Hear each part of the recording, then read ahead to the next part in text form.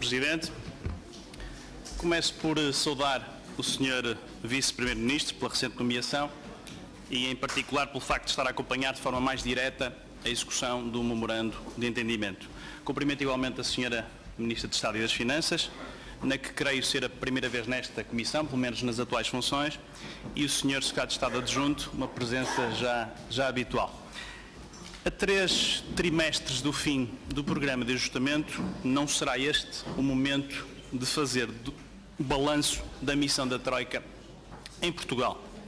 O balanço faz-se naturalmente em junho de 2014 e, no caso concreto, até estamos em crer que o verdadeiro balanço deste programa de assistência económico-financeira só se poderá fazer verdadeiramente alguns anos após o término do programa. Como sabemos, as reformas estruturais têm vindo a ser levadas a cabo, bem como todo o trabalho que temos ainda pela frente nos próximos 9 meses, são capazes de permitir alguns resultados mais imediatos, ainda que escassos face naturalmente às nossas expectativas mais emocionais, mas produzirão essencialmente resultados no médio e longo prazo e que se esperam duradouros. Não sendo, portanto, este o momento adequado para um balanço final, não é desadequado fazer aqui uma análise aos dados intercalares que têm vindo a ser conhecidos mais recentemente. Começo por um dado menos positivo, a dívida pública. De facto, Portugal registou, segundo os dados do Banco de Portugal, uma dívida pública equivalente a 131,4% da riqueza gerada. Se, por um lado, este valor supera o valor esperado para o final do segundo trimestre, a verdade é que existirão certamente explicações para tal. De resto, a UTAU, na sua nota de agosto sobre a dívida pública, trouxe-nos algumas justificações, precisamente, justificações essas importantes, sobretudo para aqueles que normalmente desvalorizam os esclarecimentos que são dados por membros do Governo. De qualquer das formas, estou certo, e esta é uma oportunidade que gostaria de conceder, que fosse aqui explicado, nomeadamente pela Sra. Ministra das Finanças, quais as justificações para essa trajetória da dívida pública e também da sua sustentabilidade. Numa outra vertente, esta mais positiva, até porque tem um impacto direto na vida dos portugueses, destacaria os dados do desemprego. Seria errado embarcar aqui em triunfalismos fora de tempo, mas seria igualmente errado desvalorizar, como alguns pretendem, dados que são objetivos e que nos trazem alguma esperança.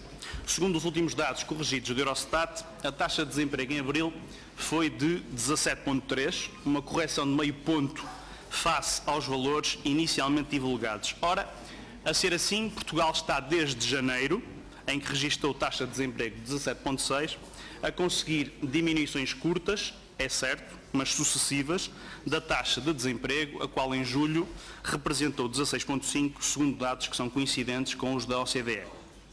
É verdade que o número de desempregados é ainda bastante elevado, cerca de 878 mil pessoas, mas também é verdade que nos primeiros 6 meses do ano, em termos líquidos, cerca de mais de 60 mil pessoas terão conseguido emprego e uma fonte de rendimento.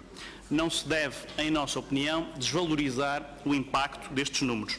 Representam para o Estado menos despesa em prestações sociais, representam maior coleta em termos de impostos e potencialmente um aumento do consumo das famílias.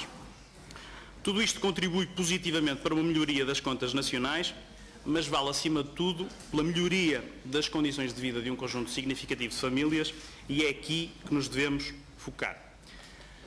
Por outro lado, temos em termos macroeconómicos dados relativamente ao PIB, quer do Eurostat, quer do INE. É verdade que o último trimestre de 2012 foi penalizador para a Europa em geral e Portugal não fugiu a essa regra.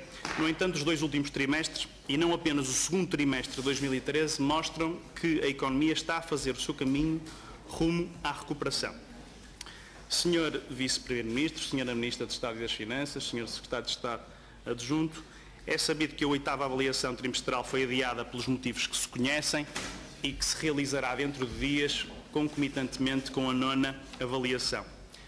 Considerando o recente périplo efetuado pelo Governo, questiono nesta fase o Sr. Vice-Primeiro-Ministro até que ponto crê que a Comissão Europeia, o Banco Central Europeu, o FMI, poderão ver com bons olhos alguma flexibilização adicional do esforço estrutural de consolidação orçamental, nomeadamente no que diz respeito ao volume global de corte na despesa que é suposto ser apresentado. Já agora, que conclusão retira deste périplo quanto a eventuais consequências da última crise política em termos da imagem internacional do nosso país?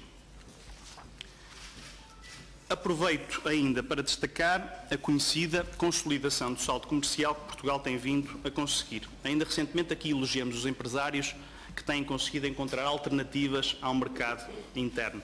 Basta atentar no último boletim do INE, onde é explicada a subida de 1,1% do PIB no segundo trimestre, com maior detalhe, para constatarmos que as exportações continuam a fazer o seu caminho para uma elevada taxa de cobertura.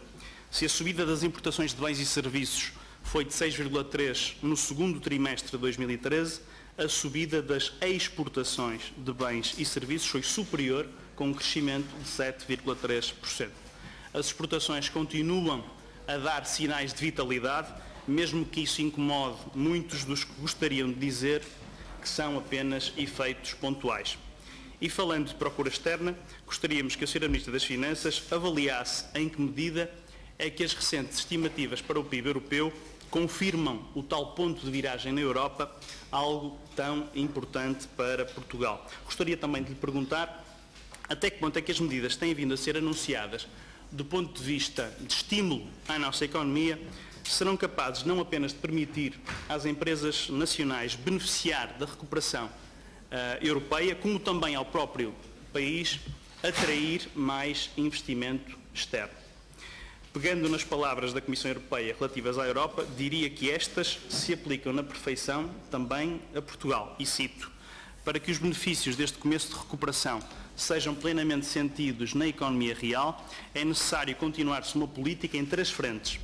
Avançar com as reformas estruturais para o crescimento e emprego, facilitar o acesso das PME ao financiamento e assegurar a sustentabilidade das finanças públicas.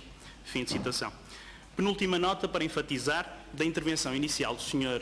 Vice-Primeiro-Ministro a diferença que existe e que alguns propositadamente se recusam a ver entre o que é o programa cautelar que Irlanda e Portugal terão que seguir no final dos respectivos programas de ajustamento e um novo resgate como o que se afigura mais provável a um dos outros países sob assistência financeira internacional.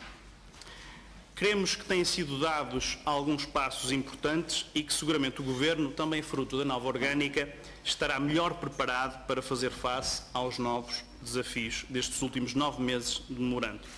Finalmente, um último tema, para respeitar o tempo, para o Sr. Secretário de Estado Adjunto poder prestar esclarecimentos sobre a polémica de eventuais dados deturpados ou omissões nos cortes salariais reportados pelo Governo ao FMI. Muito obrigado. Muito obrigado, Sr. Deputado.